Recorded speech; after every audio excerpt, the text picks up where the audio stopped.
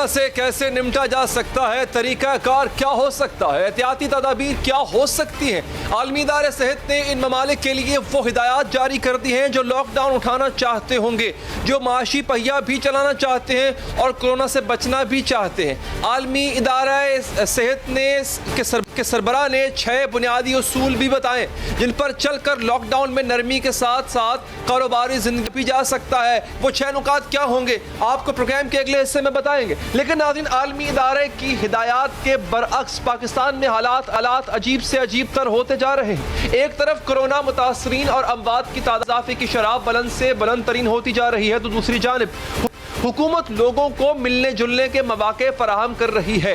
Lockdown को नरम करते हुए बाजारों को खोल दिया गया और दुकानें खुलने के पहले ही दिन मार्केटों में इंतहाई रश देखने में आया और हुकूमती SOPs के तहत खुलने वाले जो बाजार हैं उनमें एहतियाती तदाबीर नजर ना आई, यानी समाजी फासलों को बरकरार नहीं रखा गया। खरीदार मास्क पहने बगैर खरीदारी कर रहे हैं। दुकानदारों की जानिब से हिफाजती इक़दामात यकीनी नहीं बनाए जा रहे।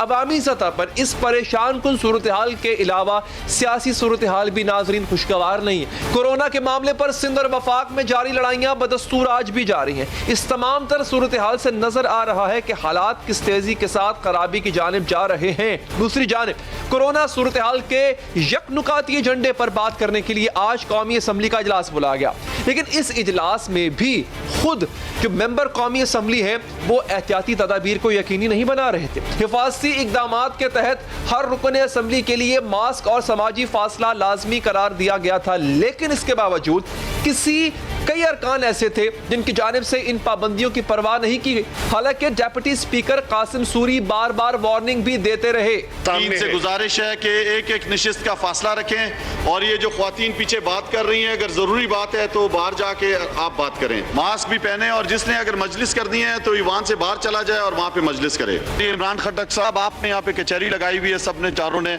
ये इजलास में अगर आपने मजलिस करनी है तो बाहर चले जाए, वरना अंदर गौर से सुने। एक जानिब एक ऐवान में तमाम तर वसाइल के बावजूद चंद अफराद के ऊपर SOPs की पाबंदी मुमकिन नहीं हो सकी, तो फिर पूरे मुल्क में महदूद वसाइल के साथ करोड़ों अफराद के लिए SOPs की पाबंदी कैसे मुमकिन हो सकेगी? यही सवाल है जो हर कोई हुकूमत से पूछ रहा है नाज़रीन। और आज कौमी असम्बली के इजलास में तो यहाँ तक कह दिया गया कि कोरोना पर तो वफाक की कोई पॉलिसी है ही नहीं। तो पॉलिसी कोई नहीं है। 100 केसेस पे सख्त लॉकडाउन, 12,000 केसेस पे नरम बंदिशें, 16,000 केसेस पे स्मार्ट लॉकडाउन, 31,478 केसेस पे 678 अमवात पे लॉकडाउन खत्म। ये क्या पॉलिसी?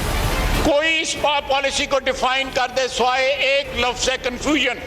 इन पॉलिसी का कोई ओनर नहीं है। मसला सिर्फ पॉलिसी का नहीं है, मसला ये भी है कि जो कोरोना के साथ लड़ना चाहता है, जो सूबाई हुकूमत कोरोना के मसले को संजीदगी से ले रही है, इसको भी तनकीद का निशाना बनाया जाता है। आज के कौमी असम्बली के इजलास में पीपल्स पार्टी के चेयरमैन बिलावल भुट्टो ने एक बार फिर PTI रहनुमाओं के इसी रवैये का शिकवा किया। हकीकत है कि कोरोना जैसा हसास तरीन मामला जो इंतहाई संजीदगी और इत्तेहाद का तकाजा कर रहा था, इसी पर सबसे ज्यादा गैर संजीदगी और खिलाफात का मुजाहरा किया जा रहा है और PTI के रहनुमाओं की जानिब से सिंध हुकूमत के इक़दामात पर कड़ी तनकीद भी की जा रही है।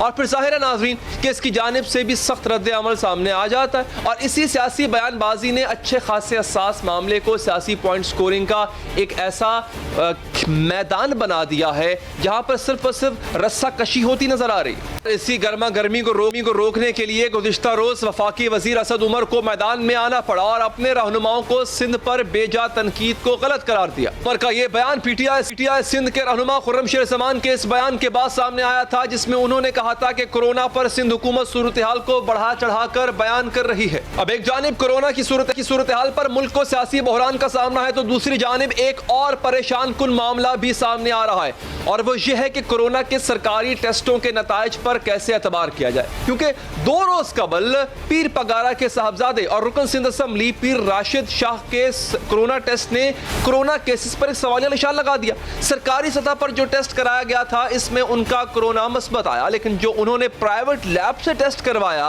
तो कोरोना नेगेटिव आ गया। सरकारी टेस्ट के मयार का मामला सिंध तक ही महदूद नहीं है। पंजाब में डिप्टी स्पीकर सरदार दोस्त मजारी के सरकारी टेस्ट में इन्हें कोरोना का शिकार बताया गया, लेकिन जब उन्होंने निजी लैब से अपना टेस्ट करवाया तो वो टेस्ट मनफी आया था। कोरोना टेस्टों में ये बदनज़मी अपनी जगह, लेकिन नाज़रीन मुल्क में कोरोना के केसेस की तादाद तेजी से ऊपर जा रही है। नाज़रीन हम आपको पहले तो ये बताते हैं कि एग्जैक्टली WHO ने वो कौन से 6 नुकात बताए जिस पर आपको हमें अमल करना है इन केस के लॉकडाउन खुलता है। लेकिन उसके बाद हमारे मुल्क में जो चारों बड़े शहर हैं वहां पे नुमाइंदे मौजूद हैं, उनसे पूछेंगे कि क्या वाकई ही WHO की इन हिदायत पर अमल हुआ कि नहीं हुआ। पहले आप वो 6 सुनिए। तमाम वो 6 चीजें हैं, अहम चीजें जो लॉकडाउन लिफ्ट करते वक्त आपको करनी है। लेकिन हुआ क्या वो हम पूछते हैं। सबसे पहले चलते हैं जी कराची में, हमारे नुमाइंदे मौजूद है अली हफीज। अली हफीज बहुत शुक्रिया। ये बताइए कौन कौन सी बड़ी मार्केट्स खुली, क्या सोशल डिस्टेंसिंग को मलूज़े खातिर रखा गया, क्या हुकूमती SOPs पर अमल किया लोगों ने? आज शहर के अंदर हमने देखा कि जो कारोबारी मराकिज़ हैं, ख़ास तौर पे जो कपड़ों की दुकानें हैं, इलेक्ट्रॉनिक आइटम्स की दुकानें हैं, लाइट हाउस है, सदर है, रंचुलाइन है, गार्डन है, इसके अलावा MAJ रोड पे जो मार्केटें थी वो तमाम मार्केटें जो है वो खुली। लेकिन SOP जो बताया गया था हुकूमत सिंध की जानिब से कि दुकानदार जो है वो ख़ास ख्याल रखेंगे मास्क पहनने का, इसके अलावा सैनिटाइज़र का इस्तेमाल किया जाएगा और 6 फुट के जो है फासला होगा दुकानदारों में। और ख़ास तौर पर जब कोई आएगा दुकानदार, ख़रीदार आएगा दुकान के अंदर तो उनको भी जो है उनसे फासला रखा जाएगा। समाजी फासले जो है पॉलिसी है उसको इख्तियार की जाएगी, सैनिटाइज किया जाएगा, मास्क का इस्तेमाल लाजमी होगा। लेकिन हमने देखा कि आज जब मार्केटें खुली, दुकानें खुली तो बेपना रश था। और क्योंकि जब दुकानदार आए तो जो खरीदार थे वो भी जो है उन्होंने फौरी तौर पर जो है मार्केटों का, दुकानों का रुख किया। समाजी फासला हमने उसमें देखा, कहीं भी समाजी फासले की जो है वो जो है पाबंदी नहीं की गई। कमिश्नर कराची भी जो है इस तमाम सूरत हाल को देखने के लिए निकले। उन्होंने ओल्ड सिटी एरिया में मुख्तलिफ मार्केटों को दौरा किया। उनका ये कहना था कि हम 2 दिन ताजिरों को देखेंगे, अगर वो SOP पे जो बनाया गया SOP अगर उस पर अमल करेंगे तो सही है, वरना 2 दिन बाद जो है ताजिरों, दुकानदारों के खिलाफ जो है वो कार्रवाई की जाएगी। ठीक है, बहुत बहुत शुक्रिया हफीज, आपने हमें कराची से अपडेट किया। अब आपके लिए चलते हैं लाहौर। हमारे नुमाइंदे मोहम्मद लुकमान मौजूद है। लुकमान, लाहौर में मार्केट्स की सूरत हाल क्या है? क्या यहाँ पर भी उतना ही रश देखा गया मार्केटों में, और क्या यहाँ पर SOP को फॉलो किया गया? लोग मास्क पहन रहे थे, दस्ताने पहन रहे थे, सोशल डिस्टेंसिंग को मद्देनजर रखा गया? आज 48 दिन के बाद पंजाब भर में जो दुकानें हैं दोबारा उनको खोलने का हुक्म दिया गया था। आज दुकानें खुली, छोटी मार्केटें सारी खुली, लेकिन जो प्लाजा थे, बड़े वाले शॉपिंग प्लाजा थे, वो बंद रखे गए। आज एक अजीब सा समा था दुकानों के सामने और दुकानों के अंदर भी कि लोग बेतहाशा जो है बाजारों में आ गए। 1.25 करोड़ की आबादी वाला ये शहर है, इस वजह से लाखों अफराद जो थे आज बाजारों में आए, उन्होंने ईद की खरीदारी की। दुकानदार भी खुश थे। दुकानदारों के मुताबिक आज उनके लिए तकरीबन ईद से पहले ईद थी। लेकिन इसके साथ साथ जो चीज़ बड़ी अहम थी वो थी कि क्या SOP पे अमल दरामद हुआ, क्या कोरोना वायरस से बचने के लिए किसी ने कोई कोशिश की। अगर दुकानदार के चेहरे पे मास्क था तो जो खरीदार के चेहरे पे मास्क नहीं था, अगर खरीदार के चेहरे पे मास्क था तो दुकानदार के चेहरे पे मास्क नहीं था। कई दुकानदारों ने इसको अपनी जो मार्केटों को, अपनी दुकानों को वो डिसइंफेक्ट किया, लेकिन बहुत सारे लोग थे जिन्होंने बिल्कुल डिसइंफेक्ट नहीं किया, सिर्फ साफ किया और बैठ गए। तो गोया कि एक जो चीज़ होनी चाहिए थी वो नहीं हुई। ठीक है, मोहम्मद लुकमान लाहौर से मैं अपडेट कर रहे थे, आपका बहुत बहुत शुक्रिया। चलते हैं कोयटा, हमारे नुमाइंदे नूरुल्लाह अरफीन के पास। अरफीन, कोयटा में सूरत हाल क्या है? ईद भी करीब है, लोग शॉपिंग भी करना चाह रहे होंगे, लेकिन यहाँ पे मार्केट्स की सूरत हाल क्या है और यहाँ पर सोशल डिस्टेंसिंग का क्या सिलसिला है? क्या लोग इसको ऑब्जर्व कर रहे हैं? जी, कोयटा में लॉकडाउन में नरमी करने के बाद बाजारों की सूरत हाल इंतहाई गंभीर हो गई है। हुकूमत की जानिब से जारी SOPs पर ताजिर बरादरी अमल कर रही है और न ही शहरी एहतियात कर रहे हैं। तकरीबन 90% से ज़्यादा अफराद बगैर मास्क और ग्लव्स के बाजारों में घूमते फिरते दिखाई दे रहे हैं। इसके अलावा शहर के जो बड़े शॉपिंग सेंटर्स और दुकानें हैं वहाँ पर भी सैनिटाइज़र का इस्तेमाल किया जा रहा है और ना ही समाजी फासले का ख्याल रखा जा रहा है। इस वक्त बलूचिस्तान में तकरीबन 2000 से ज़्यादा अफराद कोरोना वायरस से मुतासिर हो चुके हैं। सिर्फ 3 दिनों में 282 अफराद इस मर्ज में मुब्तला हुए हैं। इसके बावजूद शहरी एहतियाती तदाबीर इख्तियार नहीं कर रहे हैं। हुकूमत की जानिब से ताजिर बरादरी को तंबीह की गई है, अगर उन्होंने जारी SOPs पर अमल दरामद को यकीनी नहीं बनाया तो फिर से दोबारा लॉकडाउन सख्त कर दिया जाएगा। जी ٹھیک ہے، کوئٹہ سے نور العارفین آپ کا بہت بہت شکریہ. چلتے ہیں پشاور فیاض احمد کے پاس. فیاض، پشاور میں صورتحال کیا ہے؟ کون کون سی بڑی مارکیٹس کھلی ہیں یہاں پر؟ کیا حکومتی ایس او پیز کو فالو کیا جا رہا ہے؟ سوشل ڈسٹینسنگ کیا مد نظر رکھی جا رہی ہے؟ دیکھیں، پشاور میں بھی لاک ڈاؤن میں نرمی کا بھرپور فائدہ اٹھایا گیا. شہر کی تمام دکانیں، مارکیٹیں، پلازا تمام کے تمام جو ہے وہ آج کھلی نظر آئیں. اسپیشلی اگر ہم اندرونی شہر کی بات کریں تو بازار کچاکچ بھر چکی تھی. لوگوں کی بڑی تعداد بازاروں کی طرف آج ہمیں نظر آئی. اسپیشلی جو خواتین کی گارمنٹس کی دکانیں ہیں، بچوں کی گارمنٹس کی دکانیں ہیں، وہاں پر انتہائی رش ہمیں نظر آیا، جس کے بعد جو ہے ضلعی انتظامیہ نے کارروائی بھی کی اور وہاں پر کچھ دکانوں کو سیل کر کے جرمانہ بھی کیا گیا. اسی طرح صدر اور پشاور یونیورسٹی روڈ اور بورڈ بازار کی بات کریں تو وہاں پر بھی تمام کی تمام بازاریں جو ہے وہ آج کھلی تھی اور انتہائی رش نظر آیا.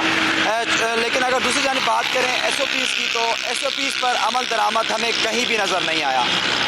تمام جتنے بھی دکانیں کھلی تھی، جو بڑے پلازے تھے اگر وہ کھلے تھے تو وہاں پر کوئی بھی سوشل ڈسٹینسنگ کا جو ہے عمل کرتے ہوئے نظر نہیں آیا. اسی طرح نہ کوئی ماسک کا کسی نے پہنا ہوا تھا، نہ ہی سینیٹائزر کا جو بتایا گیا تھا ضلعی انتظامیہ کی جانب سے جو ہدایات تھی ان پر بھی کسی نے عمل درآمد نہیں کیا، جس پر ضلعی انتظامیہ نے کافی جو دکانیں ہیں یا بڑی مارکیٹیں ہیں ان کے مالکان کے خلاف ایکشن بھی لیا ہے. بہت شکریہ. ہمارے نمائندگان ہمیں پاکستان کے مختلف شہروں سے، بڑے شہروں سے آگاہ کر رہے تھے کہ وہاں پر مارکیٹس کی صورتحال کیا ہے.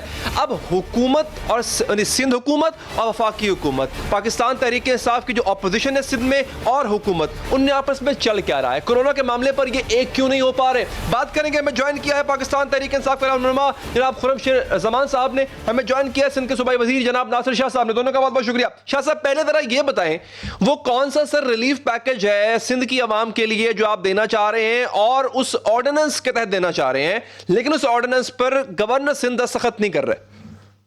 نہیں سر، دو پیکج تو ایک پہلے جو تھا جس میں ہم لوگ دینا چاہ رہے تھے رجسٹریشن کے ذریعے امداد اور دیگر چیزیں، جی اس میں ڈیلے ضرور ہوا تھا فیڈرل گورنمنٹ کی طرف سے، نادرا کی طرف سے لیٹ ہوا، پھر جب سب تیاری ہو گئی تو پھر پی ٹی اے کی طرف سے آ گیا تھا، پھر ان سے بھی بات ہو گئی تھی جو ان کے جنرل ریٹائرڈ باجوہ صاحب تھے. لیکن اس میں اتنا ٹائم لگ گیا کہ پھر یہ جو پروگرام تھا احساس پروگرام یہ شروع ہوا، تو پھر وہ ڈپلیکیشن کا بھی خدشہ تھا، دیگر چیزیں تھی.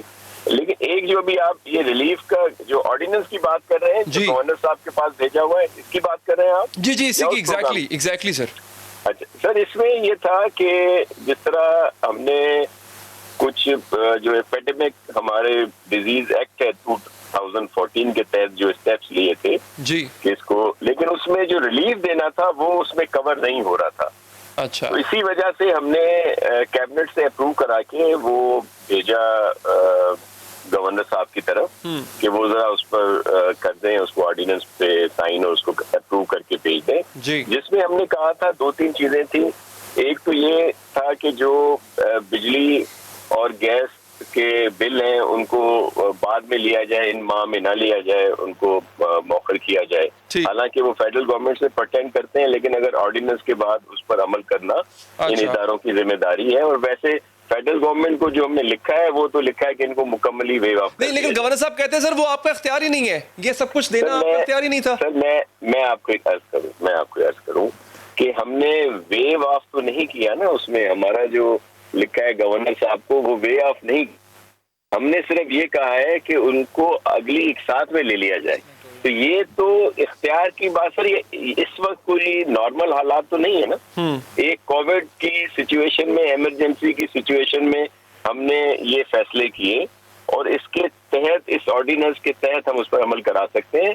ویو آف کرنا فیڈرل گورنمنٹ کا کام ہے اور ہم نے انہیں جو لیٹر ہے جو چیف منسٹر صاحب پرائم منسٹر صاحب کو لکھا ہے اس میں یہ چیزیں لکھی ہیں. یہ نقطہ آپ نے اہم دیا ہے ایجوکیشن کا. سر میں سن لیں، پھر ایجوکیشن کی وہ جو 20% ہم نے ٹیوشن فیس میں کمی کی ہے جو پرائیویٹ اسکولوں کی، تو وہ بھی اس کی وجہ بھی، اس کے لیے بھی ہمیں اس آرڈیننس کی ضرورت ہے. اس کے علاوہ پھر جو کرایہ دار ہیں ان کو بھی ریکویسٹ کی گئی ہے کہ ان حالات کے پیش نظر وہ بھی اپنے کرائے بعد کے جو مہینے ہیں ان میں لیں. لیکن اس میں ہم نے کہا ہے کہ جو سینئر سٹیزنز ہیں یا کوئی اگر وڈو ہے جس کی صرف ذریعہ معاش جو ہے وہی ایک دکان ہے یا فلیٹ ہے یا کوئی یا پھر اسپیشل جو لوگ ہیں ان کے لیے، تو ان پر یہ لاگو نہیں ہوگا۔ اچھا صاحب، میں ذرا خرم صاحب سے ذرا اس پہ ان کا موقف لے لوں، کیونکہ دیکھیں سوال تو یہ ہے نا کہ یہ سب کچھ اگر آپ کرنا چاہ رہے ہیں جو ہے تو عوام کے لیے، تو اس میں اختیار کا جھگڑا کیا ہونا چاہیے، نہیں ہونا؟ خرم شیر زمان صاحب،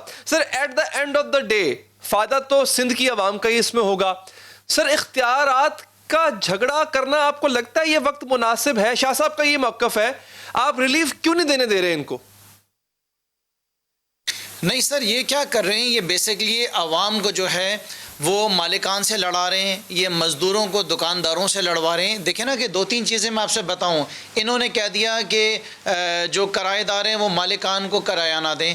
اب جو مالکان ہیں وہ تو لڑ رہے ہیں، وہ کہہ رہے ہیں کہ ہم اپنا گھر کیسا چلائیں گے اگر ہم آپ کو کرایہ نہ دیں۔ دیکھیں اس طرح کی یہ جو نا نان سیریس سٹیٹمنٹس نہیں دینی چاہیے۔ اس کے بعد انہوں نے کہا کہ جو مزدور ہیں ان کے تنخواہوں کو نہ کاٹا جائے۔ اس میں جو دکاندار ہیں وہ کہتے ہیں جب ہمارا کاروباری بند ہے، لاک ڈاؤن ہے، تو ہم پیسہ کہاں سے دیں گے؟ پھر انہوں نے کہا کہ 20% فیس جو ہے یا آئی ڈونٹ نو پوری فیس جو ہے وہ اس کو ویو کر دیا جائے، وہ میرے خیال سے کورٹ کے اندر چیلنج ہو گئی ہے۔ پھر انہوں نے کہا کہ بجلی اور گیس کا جو ہے وہ بل شاید ویو کر دیا جائے، وہ ان کا اختیار نہیں ہے۔ تو دیکھیں آپ کا جو اختیار ہے آپ وہ کریں، آپ عوام کو یہاں پہ ریلیف دیں۔ آپ نے جو 20 لاکھ راشن دینا تھا، سر ویسے معذرت کے ساتھ خرم صاحب آپ کو اندازہ ہے ابھی آپ کیا بول گئے ہیں سر؟ I mean, you want to give it an after thought؟ آپ اس کو آفٹر تھاٹ دینا چاہیں گے جو آپ بات ابھی آپ کر گئے ہیں؟ مطلب عوامی جماعت ہے سر، آپ کا دعویٰ عوامی جماعت کے ہونے کا ہے، مگر آپ نے ایک بات سمجھ لینا کہ آپ دیکھیں سر، دیکھیں نا بات وہ کریں گے اگر ٹیوشن فیس سامنے بھی تو عوام ہے نا جناب، عوام کا فائدہ نہیں، سامنے حکومت تو نہیں ہے۔ نہیں جی، آپ میری بات سنیے غور سے، میں ریپیٹ کرتا ہوں واپس، یہ فرما رہے ہیں کرایہ داروں کو بول رہے ہیں کہ مالکان کو پیسہ نہ دیں۔ اب مالکان تو کھڑے ہوئے دروازوں میں، وہ کہہ رہے ہیں کہ ہمارا گھر کا راشن کہاں سے آئے گا؟ یہ تو نان سیریس اسٹیٹمنٹ ہے نا کہ ایسے کیسے مالکان دے دیں۔ میں نے اپنی ایک جگہ کا کرایہ دیا 3.5 لاکھ روپے، وہ مجھے کہتے ہیں کہ پیسہ دو۔ اس کے بعد یہ کہتے ہیں جو مزدور ہیں ان کو تنخواہیں دیں۔ تو وہاں پہ جو دکاندار ہیں وہ کہہ رہے ہیں آپ نے لاک ڈاؤن 2 مہینے کھولا نہیں، ہم کاروبار کریں گے نہیں، ہم کیسے دیں گے؟ پھر انہوں نے کہا کہ بجلی اور گیس کے بل نہیں دیں، اسے اختیار ان کے پاس نہیں، وہ فیصلہ وفاقی حکومت کرے گی۔ ان کے پاس یہ ایک اختیار ہے، میں آپ کو بتاتا ہوں کراچی والوں کے لیے، پورے کراچی کو یہ پانی دیتے ہیں ٹینکر کے ذریعے، لائنوں کے ذریعے نہیں دیتے۔ ناصر شاہ صاحب بیٹھے ہیں، ابھی اناؤنس کر دیں کل سے پورے کراچی کو جو پانی جائے گا ٹینکرز کے ذریعے وہ فری میں جائے گا۔ وہ چیز کریں جو آپ کے پاس اختیار ہے، جو آپ کے پاس طاقت ہے، لوگوں کو جو ریلیف دینا ہے۔ 20 لاکھ راشن دینا تھا، آپ راشن نہیں پہنچا سکے۔ جو چیز آپ کے پاس نہیں ہے، جو آپ کے اختیار میں نہیں ہے، دوسرے کے ڈومین میں جا کے فیصلہ کریں، وہ نامناسب ہے۔ آپ کا اس وقت کام ہے موجودہ حالات میں لوگوں کی مدد کریں، لوگوں کو ریلیف دیں، لوگوں کے لیے آسانی پیدا کریں، لوگوں کے وہ مشکلات کے اندر آپ نہ ڈالیں۔ سجیشن دیا بڑا اچھا تھا بنائی ہے یہ جو پانی والا سجیشن آپ نے دیا، بڑا اچھا سجیشن تھا۔ میں لیٹس گو ٹو شاہ صاحب اگین۔ شاہ صاحب یہ سجیشن تو بہت اچھا ہے پانی والا، لیکن جو پہلی والی تمام چیزیں تھی وہ تو کہہ رہے ہیں کہ وہ آپ غلط کر رہے ہیں، نہ آپ کا اختیار ہے نہ اس کو کوئی فائدہ ہوگا۔ میں آپ کو ایک عرض کروں علی بھائی کہ وہ جو پانی والا ہے وہ آلریڈی ہم کر چکے ہیں، ان کے بل ہم نے مؤخر نہیں کیے، ہم نے ختم کر دیے کہ وہ پانی بل کو جو فری سروس ہے ٹینکر کی وہ آلریڈی وہاں ہزاروں کی تعداد میں وہ جاتا ہے۔ یہ جو ویل آف لوگ ہیں ان کی طرف جو پانی نہیں آتا لائنوں میں، آپ جانتے ہیں پانی نہیں آتا ضرور ہے، لیکن ہزاروں کی تعداد میں لوگوں کو مفت ٹینکر دیے جاتے ہیں۔ بالکل ٹھیک ہے شاہ صاحب، آپ کا موقف آ گیا۔ خرم صاحب آپ نے بھی سن لیا، وہ کہہ رہے ہیں ہم نے کر دیا، بجلی کے بلوں میں رعایت دے دی، اور بڑی رعایتیں دے دی ہیں، وہ یہ کہہ رہے ہیں آپ چیلنج کر سکتے ہیں، آپ کا حق ہے۔ بہت بہت شکریہ دونوں مہمانوں کا۔ ایک وقفہ لیں گے، وقفے کے بعد ناظرین، دنیا بھر میں لاک ڈاؤن ہٹائے گئے ہیں، لیکن اس کے لیے ان کے پاس ایک وجہ تھی۔ ہمارے ملک میں جو وجوہات اور جو عذر اور جو لاجک جو منطق پیش کیا جا رہا ہے لاک ڈاؤن ہٹانے کا، کیا اس سے ماہرین ایگری کرتے ہیں، اتفاق کرتے ہیں؟ پوچھیں گے ماہرین سے اس وقفے کے بعد۔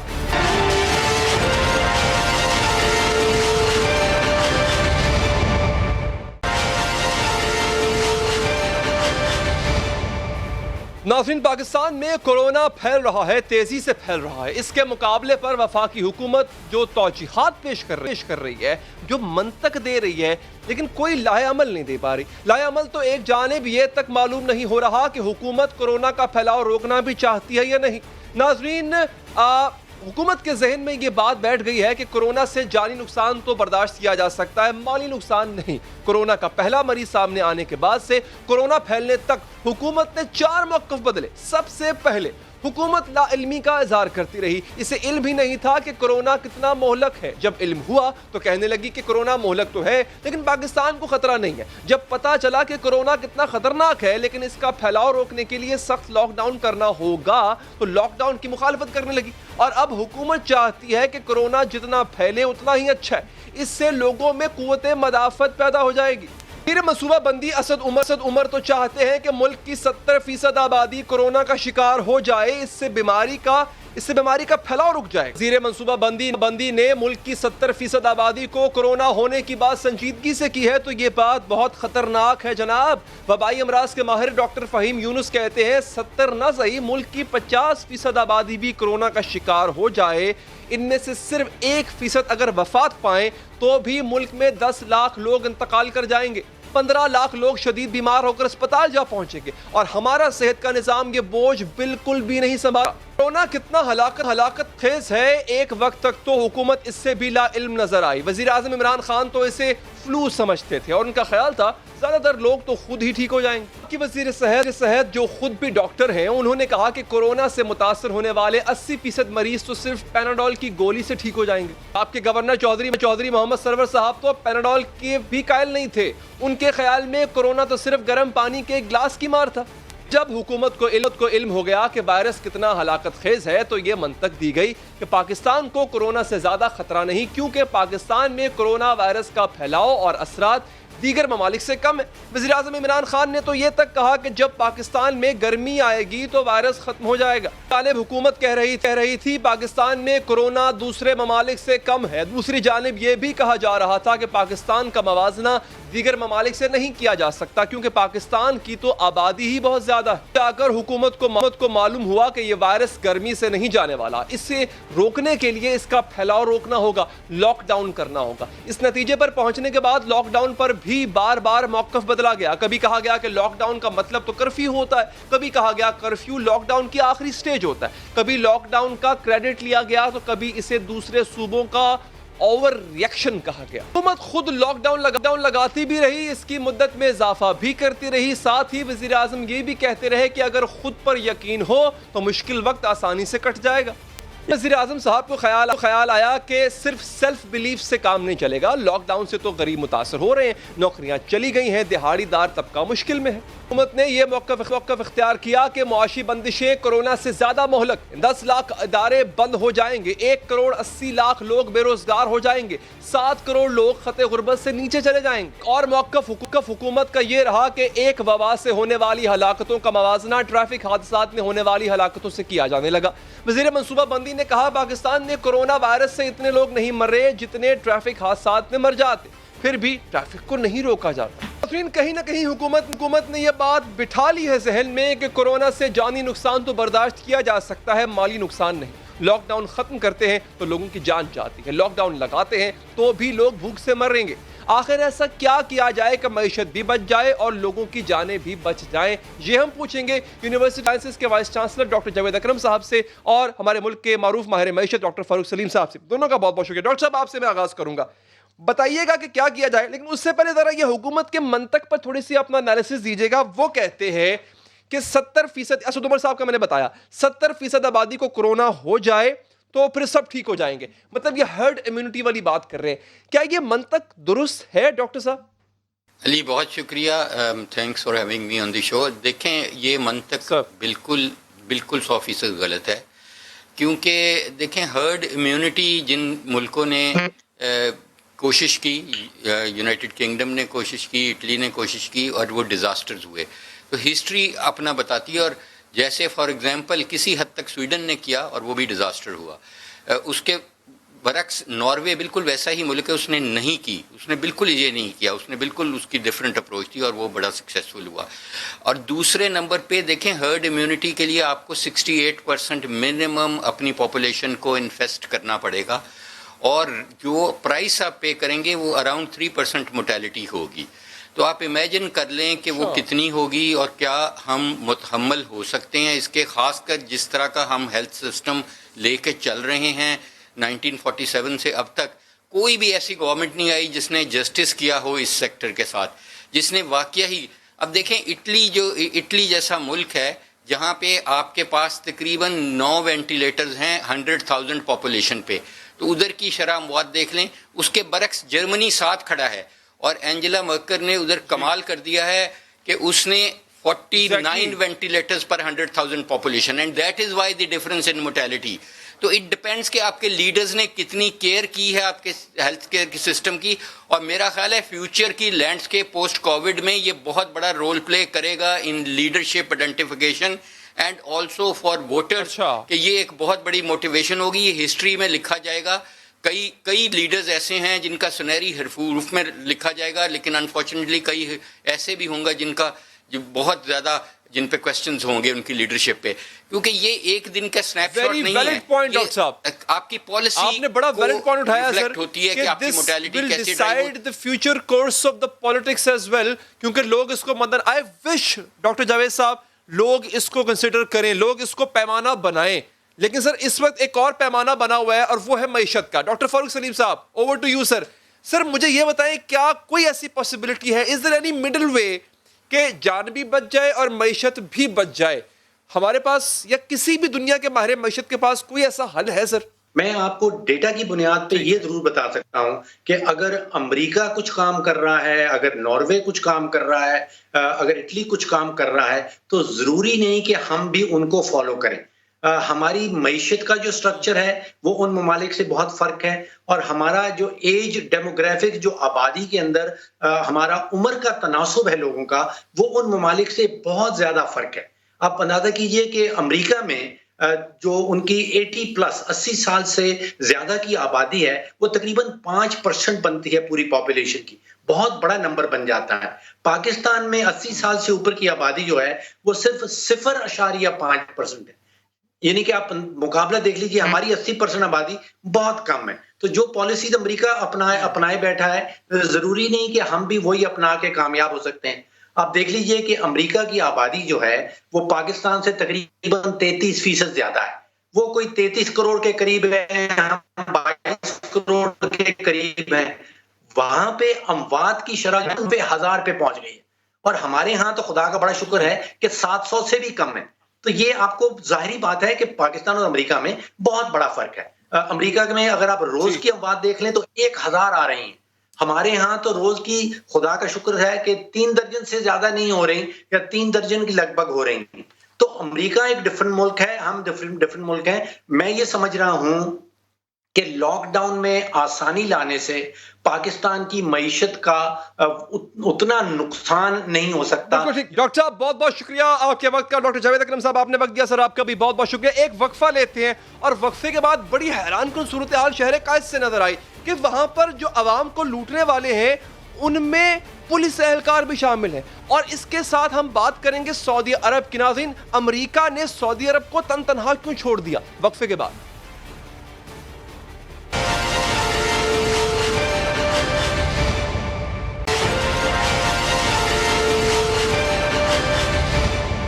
ناظرین، شہریوں کو وہ لوگ لوٹنے لگے ہیں جو شہریوں کی جان و مال کے محافظ ہیں، جن کی ذمہ داری تھی کہ وہ چوروں، لٹیروں اور ڈاکوؤں سے عوام کی حفاظت کریں گے. لیکن اب ایسے واقعات سامنے آ رہے ہیں کہ جس کے بعد شہریوں کا سیکیورٹی کے ان اداروں سے بھی اعتبار اٹھ سکتا ہے، کیونکہ پولیس اور CTD کے اہلکار خود لوٹ مار کی کئی وارداتوں میں ملوث نکل رہے ہیں. کراچی میں 6 روز قبل ایک واردات ہوئی تھی جب بغیر نمبر پلیٹ کی ایک پولیس موبائل میں 5 افراد سائٹ کے علاقے کی مقامی مارکیٹ میں آئے، ایک دکان سے 4 لاکھ روپے کے قریب رقم لوٹنے اور دکاندار پر تشدد کرنے کے بعد فرار ہو گئے.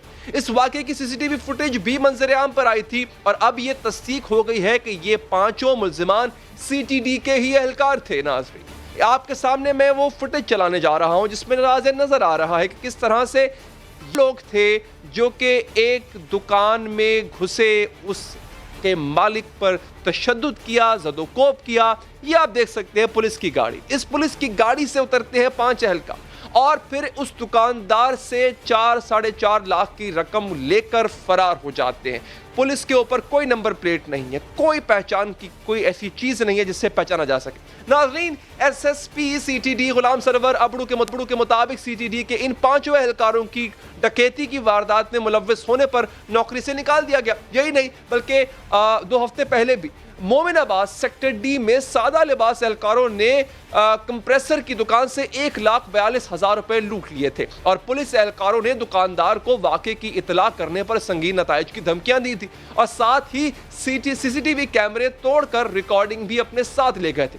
लेकिन पड़ोस के सीसीटीवी कैमरे ने डकैती की इस वारदात का भांडा फोड़ दिया, जिसके बाद पुलिस एहलकारों को शनाख्त कर लिया गया था। लेकिन अब यहाँ पर सवाल ये नहीं कि महकमा अपनी इन काली भेड़ों के खिलाफ क्या करता है, बल्कि सवाल ये कि ऐसे वाकयात हो क्यों रहे हैं और बार बार क्यों हो रहे हैं। आखिर क्या वजह है कि जुराइम को रोकने वाले खुद ही जुराइम करने पर उतर आए हैं। और ये वाकयात सिर्फ आजकल की बात नहीं है, बल्कि माजी में भी होते रहे। लेकिन इसके बावजूद इस मामले पर सख्त और ठोस इक़दाम क्यों नहीं उठाए जा सके।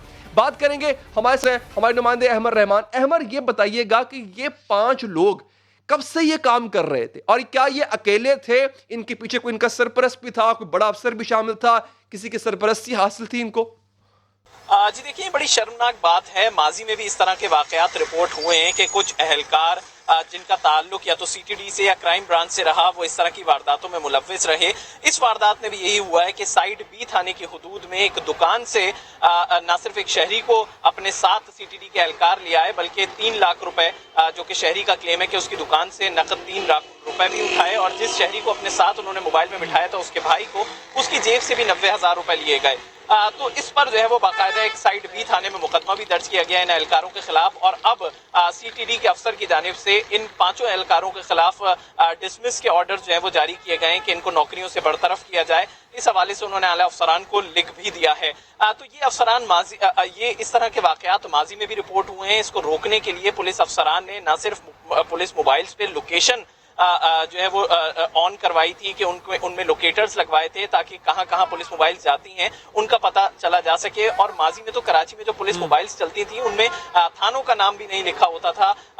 अब गुज़िश्ता कुछ सालों से इस तरह के वाकयात जब ज्यादा आम हुए थे तो फिर थानों का नाम भी जो है वो पुलिस मोबाइल्स पे लिखवाया गया था। लेकिन अभी भी कुछ ऐसी मोबाइल हैं जो हम देखते हैं कि शहर की सड़कों पर गश्त कर रही होती हैं, उनके ऊपर सिर्फ पुलिस लिखा होता है, ना ये लिखा होता है कि वो किस थाने की हैं, ना ये लिखा होता है कि वो स्पेशल ब्रांच की हैं, सीटीडी की हैं या एसआईयू की हैं, कि वो किस जो है वो पुलिस की ब्रांच से जो है वो डील कर रहे हैं, ये उन पे कहीं भी नहीं लिखा होता। तो ये माजी में भी सिंध पुलिस का हिस्सा रही हैं इस तरह की चीजें। न सिर्फ ये बल्कि पुलिस एहलकार, पुलिस अफसरान ऑर्गेनाइज क्राइम तक का हिस्सा रहे हैं।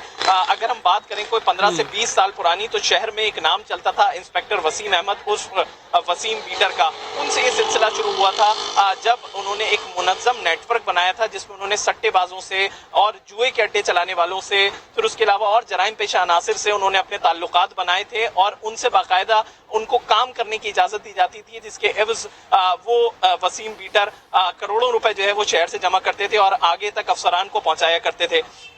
जब वो आया हुए सबके सामने तो उनको जो है वो ना सिर्फ नौकरी से बरतरफ किया गया बल्कि उनकी जगह एक दूसरा अफसर जो है वो आ गया, राजा खालिद जिनका नाम है, जो कि सीटीडी में तैनात रहे। गार्डन हेडक्वार्टर में एक क्वार्टर में रहने वाला सिपाही जो कि इतने मुनज़्ज़म नेटवर्क को चलाने लगा बाद में, और अब तक यानी कि सिंध पुलिस से बरतरफ होने के बावजूद अब तक ये कहा जाता है कि वो इस जराइम पेशा अनासिर का जो नेटवर्क है उसको चलाते हैं और बाकायदा मंथली पैसे जो है वो लाखों। इसका मतलब तो ये है कि ये बात सिर्फ एहलकारों तक महदूद नहीं है।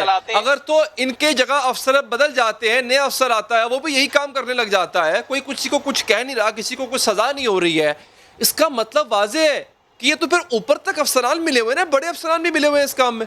देखिए अली साहब, अफसोस के साथ ये कहना पड़ता है कि जब ये चेहरे आया हो जाते हैं तो उसके बाद उनको डिसमिस कर दिया जाता है, लेकिन उनकी जगह ही जल्द दूसरे अफसरान ले लेते हैं। इस वक्त भी हमने ये देखा है कि कुछ साल, अगर हम बात करें कि कुछ महीनों कबल की, तो डीआईजी सीटीडी लगे हुए थे साकिब इस्माइल मेमन, उनकी जानिब से एक रिपोर्ट तैयार की गई थी जिसमें माजी में डीएसपी खारदर जाहिद हुसैन का नाम जो है उन्होंने लिया था कि न सिर्फ वो राजा खालिद के साथ मिलकर बुकीज को सपोर्ट करते हैं बल्कि ईरानी डीजल की स्मगलिंग में और दीगर जराइम पेशा अनासिर عناصر کے ساتھ ان کے گٹجوڑ ہیں, ان کے موبائل فونز کو ٹریس کیا گیا تھا, ان کی کالز کو ٹریس کیا گیا تھا, لیکن اس کے باوجود وہ آج بھی ڈی ایس پی کی کرسی پر موجود ہیں اور اپنی خدمات ڈی ایس پی درخشاں کے طور پر جو ہے وہ دے رہے ہیں. تو اس طرح ہم یہ دیکھتے ہیں کہ ایسے نام ماضی میں بہت سارے ہیں جو کہ پولیس میں باقاعدہ ایک منظم نیٹ ورک کو چلا رہے ہوتے ہیں. احمد رحمان بالکل ٹھیک ہے, اس کے خلاف کارروائی ہونی چاہیے, جو افسوس کی بات اب تک نہیں ہوئی. بہت بہت شکریہ ہمیں اپڈیٹ کرنے کے لیے. ناظرین, کیا سعودی عرب کا امریکہ پر انحصار اس کے لیے نقصان دہ ثابت ہونے جا رہا ہے؟ کیا امریکہ اور سعودی عرب کے تعلقات میں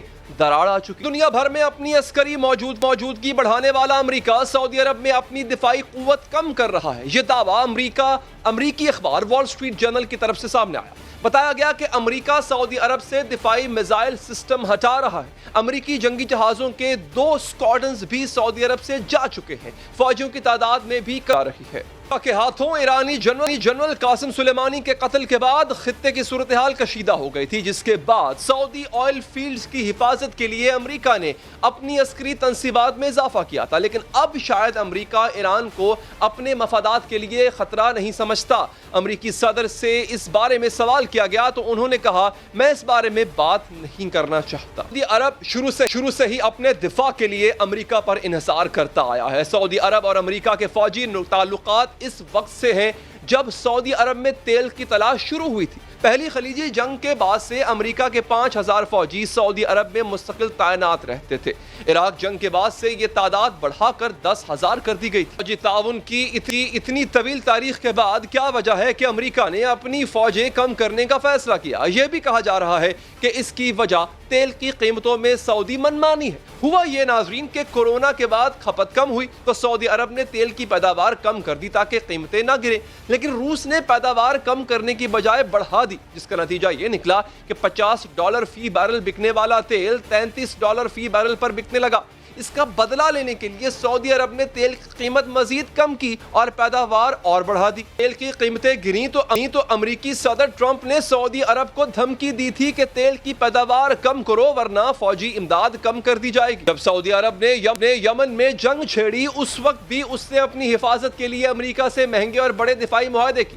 امریکی صدر نے بہت ہی پرغرور انداز میں کہا کہ سعودی عرب کے پاس پیسے کے سوا کچھ نہیں, وہ ہمیں پیسے دیتے ہیں, ہم ان کی حفاظت کرتے ہیں. 2017 میں سعودی عرب نے امریکہ سے $460 ارب کے معاہدے پر دستخط کیے. گزشتہ سال امریکہ نے سعودی عرب کو $8 ارب کے ہتھیار فروخت کرنے کا معاہدہ کیا. جیسے جیسے سعودی عرب کا امریکہ پر انحصار بڑھتا گیا, امریکی صدر کا رویہ تحقیر آمیز ہوتا گیا. جتنا سعودی عرب اپنی حفاظت کے لیے امریکہ پر انحصار کرتا ہے, امریکہ کے رویے میں اتنا ہی گھمنڈ بڑھتا جاتا ہے. امریکی صدر یہ دعویٰ بھی کر چکے ہیں کہ ان کے بغیر سعودی عرب چند ہفتے بھی نہیں چل سکتا. کے ساتھ ہی پروگرام کا وقت یہاں پر ختم ہوا چاہتا ہے. دیجیے اجازت, اللہ نگہبان.